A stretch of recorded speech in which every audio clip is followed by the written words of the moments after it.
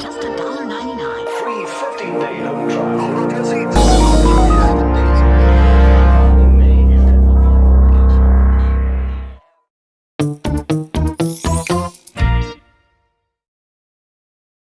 I understand the My Pillow guy is not doing so well. Anyone associated with the orange Jesus ends up on the trash heap. Are you referring to the meme on Twitter? Well, let's see it. Now that is funny. Mike Lindell in a cardboard box. Well, that's where he belongs. What else you got? Here is a photo of a typical Trump supporter. Talk about conspiracy theories. I found the perfect gift for Trump supporters this Christmas. Oh, look, custom Trump cookies. I think I would choke on them. They may have found the meme that describes the current state of the Republican Party. My God, that is priceless. And so appropriate. Here's a thought-provoking quiz for Christmas sitting around the tree. What is missing here? I would say getting arrested for corruption is the obvious choice. Now, let's go to the runway of a famous fashion show. Well, we're going to see exaggerated styles. Oh my God. Looks like me in Canada, trying to stay warm. Hey, let's not disparage Canada. Remember, we are all Canadian here. We have no problem joking about ourselves. And we say, sorry, a lot. Top of the morning to you boys. Good morning, everyone. Getting closer to Christmas. You guys done your shopping? I've spent a fortune on Amazon so far. I told you I don't need anything. As if I would get you more than a lump of coal. Why? What have I ever done to you? Nothing, but I'm saving my gift money for the lovely Karen. I'll never date you. Never say never. Okay, I won't, but I'll be thinking it. Okay, you two love birds. We have a show to produce. Well, it looks like things aren't going so well these days for the orange Jesus. Trump keeps getting slammed. How much more can a guy take? Well, I can tell you one thing about Donald Trump. He is persistent. If he gets an idea in his head, he will pursue it, but no matter what the cost. Especially if he hates you, you can expect a non-stop barrage of hate. The more behind the eight ball he gets, rougher and more direct his comments on social media seem to be. I think this is the unraveling of Donald Trump. He's never been accountable for anything in his life. I'm sure his mind he believes he's going to get away with everything, like he has in the past. Let's move on.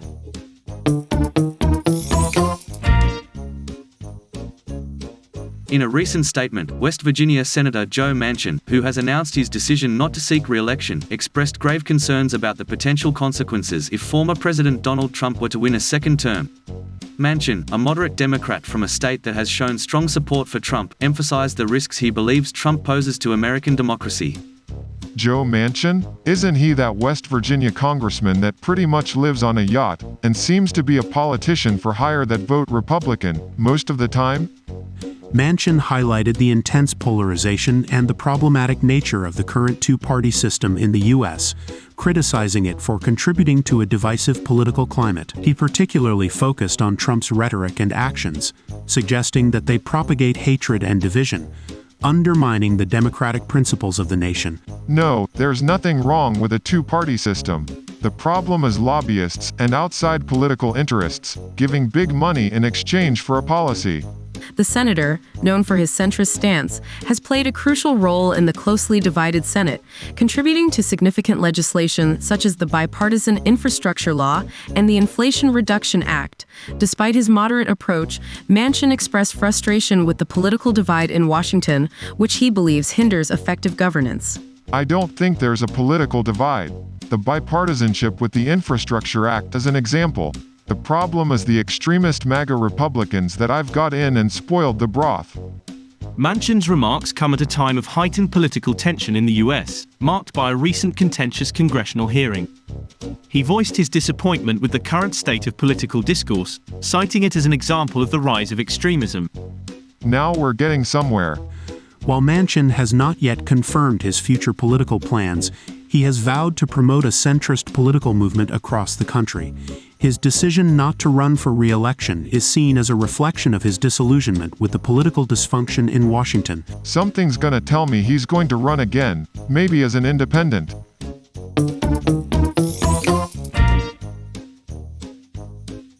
Let's examine an article in the Washington Post entitled "Defending His 2020 Fraud Claims. Trump turns to fringe January 6th theories. This next section discusses Donald Trump's use of his legal case to promote conspiracy theories related to the 2020 election and the January 6th Capitol riot. Donald Trump is using his legal case to push conspiracy theories about the 2020 election and the January 6th Capitol riot, despite a lack of evidence. He seeks information on various claims that have been debunked in court, and his defense strategy seems politically motivated. Lawyers have found no support for these theories in the extensive evidence related to the events. Ever since he was indicted on charges of interfering in the 2020 election results, Donald Trump has relished the chance to use the case in Washington as a venue to air his baseless claims of fraud. Now he is using it to circulate a new set of falsehoods that the federal government staged or incited violence at the Capitol on January 6, 2021, to discredit Trump and his supporters. In court filings last week, the former president revealed that he has been pressing the Justice Department for information on far-right claims often elevated in his speeches, on his social media feeds, and by his conservative allies in Congress, further blurring the line between his campaign and his court battles. Trump's legal filings typically include a political dimension, as the core of his defense is seeking to position the prosecutions as politicized, advisors said. He has frequently claimed in campaign speeches, without evidence, that President Biden ordered Trump's arrest to damage his candidacy, and his lawyers have likewise claimed in court that he is fighting tyranny and oppression by the Biden administration. Now Trump is also suggesting that the government is withholding information on people known as fence cutter bulwark and scaffold commander, nicknames given by conspiracy theorists to people they claim are government agents who instigated the January 6th riot. These are all references common on right-wing social media, including Trump's Truth Social feed, and among his most conservative supporters in Congress. But they are far outside even many Trump supporters' view of the Capitol attack and have been repeatedly rejected in federal court by the judges overseeing hundreds of January 6th related cases. There's nothing that suggests any of those debunked theories had anything to do with the causation of January 6th, said Timothy Heafy, a former prosecutor who led investigative efforts for the House January 6th committee. What he and his lawyers have put forth is more of a public relations strategy than a legal one. The appearance of false claims about January 6th in legal briefs dovetails with Trump's campaign rhetoric. His lawyers asked the government in a request made public Wednesday to identify all Capitol Police officers present at the Capitol on January 6, 2021. The filings also come as a Republican-led House committee begins making security footage from inside the building available to the public. Far-right lawmakers quickly began using the material to spread misinformation about law enforcement involvement in the riot. Several of the people Trump noted in his request for information from prosecutors rebuked the former president's insinuations that they were part of a government plot. Judges have allowed people charged with taking part in the January 6th attack to defend themselves in court with claims that the federal government staged or incited the violence. But those arguments have not been persuasive.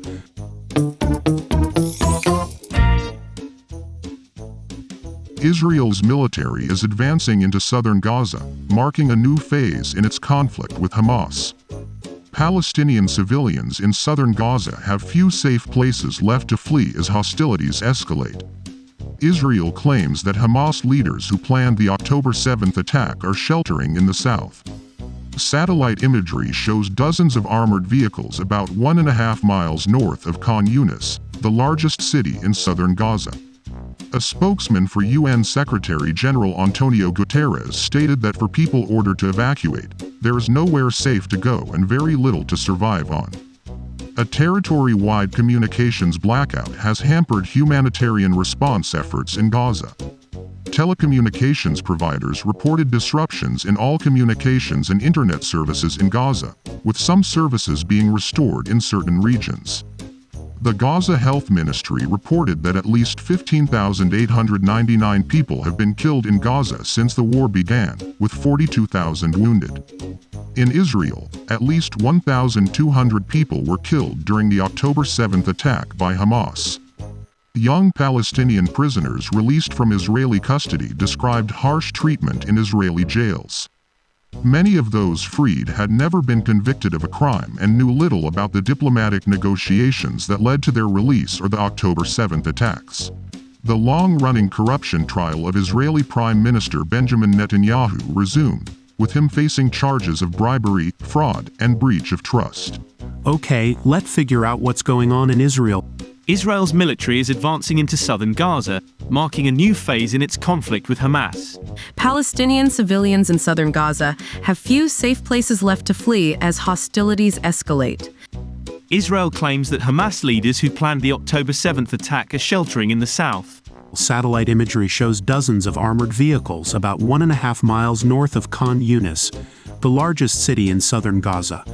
A spokesman for UN Secretary-General Antonio Guterres stated that for people ordered to evacuate, there is nowhere safe to go and very little to survive on. A territory-wide communications blackout has hampered humanitarian response efforts in Gaza. Telecommunications providers reported disruptions in all communications and internet services in Gaza, with some services being restored in certain regions. The Gaza Health Ministry reported that at least 15,899 people have been killed in Gaza since the war began, with 42,000 wounded. In Israel, at least 1,200 people were killed during the October 7th attack by Hamas. Young Palestinian prisoners released from Israeli custody described harsh treatment in Israeli jails. Many of those freed had never been convicted of a crime and knew little about the diplomatic negotiations that led to their release or the October 7th attacks. The long-running corruption trial of Israeli Prime Minister Benjamin Netanyahu resumed, with him facing charges of bribery, fraud, and breach of trust.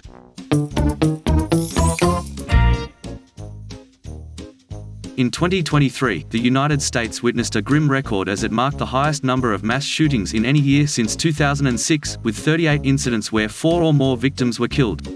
The shootings occurred in various settings, primarily in private homes, raising concerns about the accessibility of firearms and the need for gun regulations.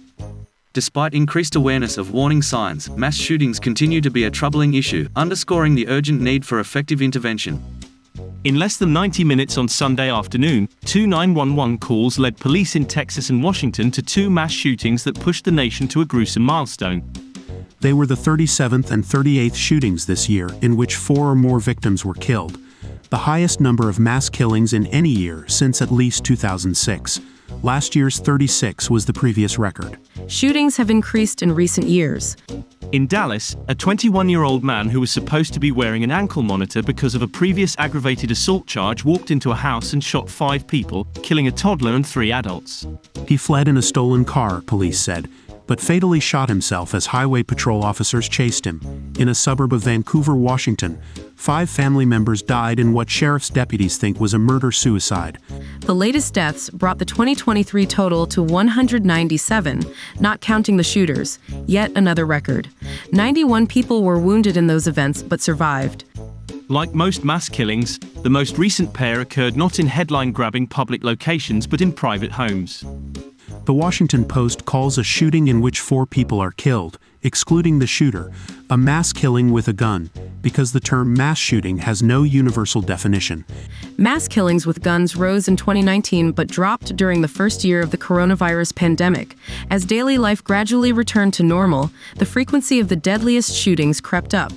The record is a tragic, shameful milestone that should, but probably will not, serve as a wake-up call to lawmakers opposing gun regulations, said Thomas Abd, founding director of the Center for the Study and Practice of Violence Reduction and an associate research professor at the University of Maryland.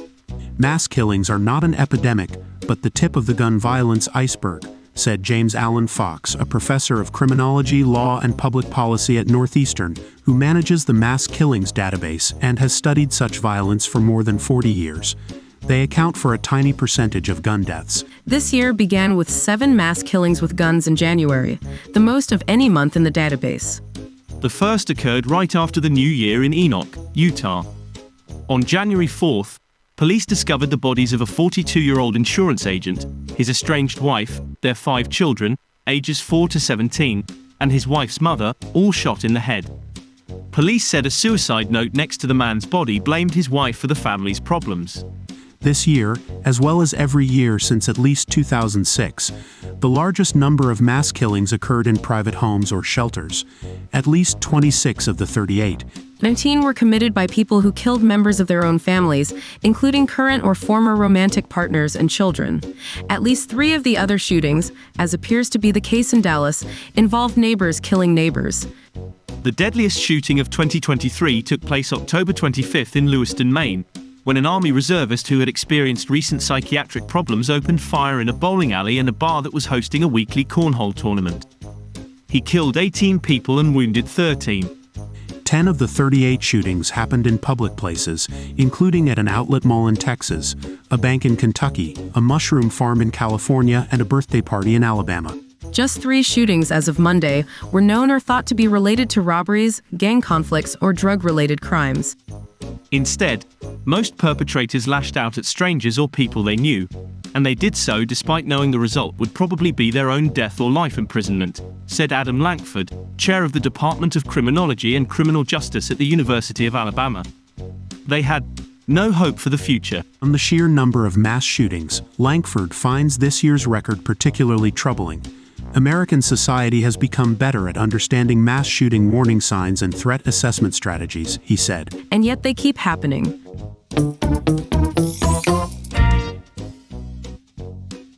House Republicans are taking steps towards impeaching President Joe Biden. Speaker Mike Johnson stated he has the votes to approve an impeachment inquiry into the president. Oversight Committee Chairman James Comer revealed bank records showing Joe Biden received monthly payments of $1,380 from Hunter Biden's firm in 2018. There were concerns about money from China funding a $40,000 check to Joe Biden from his sister-in-law. Joe Biden and his defenders have denied wrongdoing, but evidence suggests otherwise. A potential impeachment inquiry could provide better tools for House Republicans to investigate the matter. The article questions why Hunter Biden was paying his father from his company bank account. The official impeachment inquiry could strengthen legal positions to obtain information and testimonies. The article highlights the controversy surrounding Hunter Biden's business dealings and Joe Biden's involvement.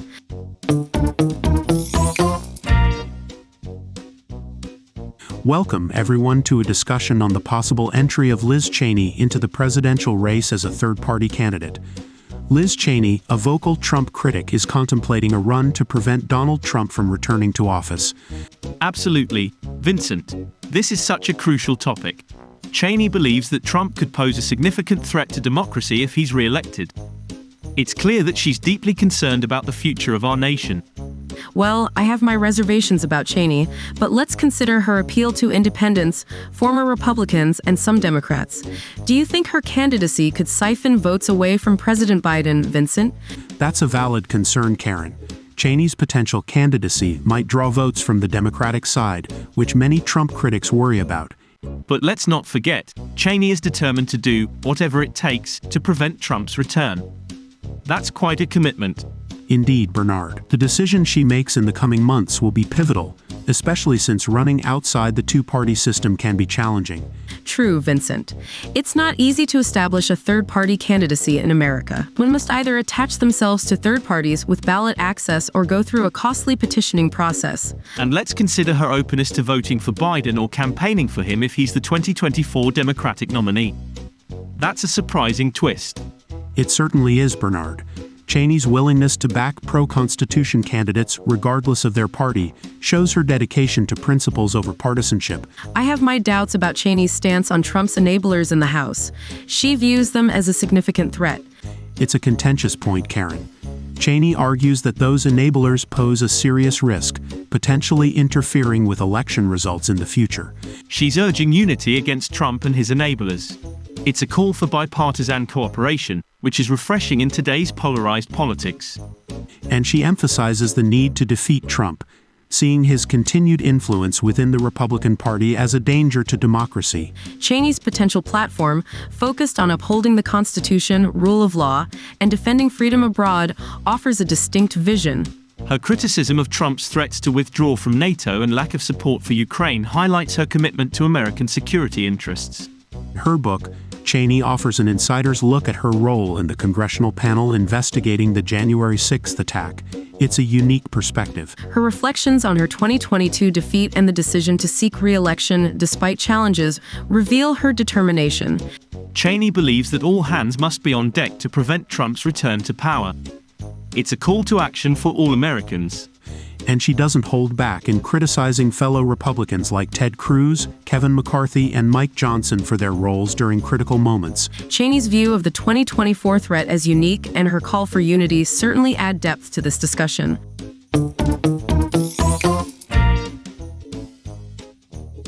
You know, folks, the holidays can be a minefield, especially when it comes to family gatherings.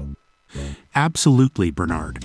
It's a time when tensions can run high, and understanding is crucial. Well, I'll admit it, I've had my share of family arguments during Christmas. It's hard. No doubt, Karen. It can be particularly tough when political and social values clash. But let's remember, despite our differences, we're all navigating the same stormy seas of family dynamics. That's true, Vincent. It's comforting to know we're not alone in this. Exactly. And understanding why these tensions arise can help us cope better. Well said, Bernard. Family gatherings often bring up the past, which can be a recipe for conflict. I've seen that firsthand. A harmless comment can unearth old grievances and turn into a full-blown argument. And the emotional stakes within families are incredibly high. It's like our very identities are on the line. Indeed, Terry Apter's point about love and status being challenged is spot on. So it's not just us. These family tensions are part of the human experience. Exactly, Karen. It's reassuring to know that we're not unusual in facing such challenges. And social media often paints an unrealistic picture of perfect families, making us feel even more isolated. That's true. People usually don't share their family conflicts online, just the happy moments. Data shows that many families grapple with these issues. It's more common than we might think. In fact, estrangement and conflict within families are widespread, even if not openly discussed. So we're not alone, and we shouldn't blame ourselves for having family tensions. Well said, Karen. Now, let's talk about those triggers, like clashing interpretations of the past. Absolutely, Bernard. Our family histories often resurface during gatherings. And it's amazing how sibling rivalries and parental authority can still affect us as adults. Indeed, Karen. Those old dynamics die hard, and it doesn't take much to reignite them. Interacting with in-laws can be another challenge. Different families, different rules. Stepping into their world can feel like entering a foreign land with its own customs and language. True, Karen. Misunderstandings can easily escalate, especially when partners don't take sides. That feeling of abandonment in unfamiliar territory can be devastating. It's almost like a sense of betrayal when your partner doesn't support you. Agreed, Karen. These situations can leave us feeling silenced and uncomfortable. But we can take steps to make the holidays less stressful. For one, avoiding excessive alcohol. Absolutely, Vincent. Alcohol can sometimes amplify tensions rather than ease them. And let's adjust our expectations. Perfection is a myth, and the pressure for it can backfire. Well said, Bernard. Embracing some disagreements as part of the celebration can be healthier. We should also remember to be compassionate to ourselves and allow for self-care during the chaos. Especially this year, as families reunite after pandemic-induced separations. Expectations may run high. In the end, there's no perfect family or perfect holiday. Realism and compassion can lead to a more relaxed celebration. Despite our political differences, I appreciate this conversation. Happy holidays, everyone.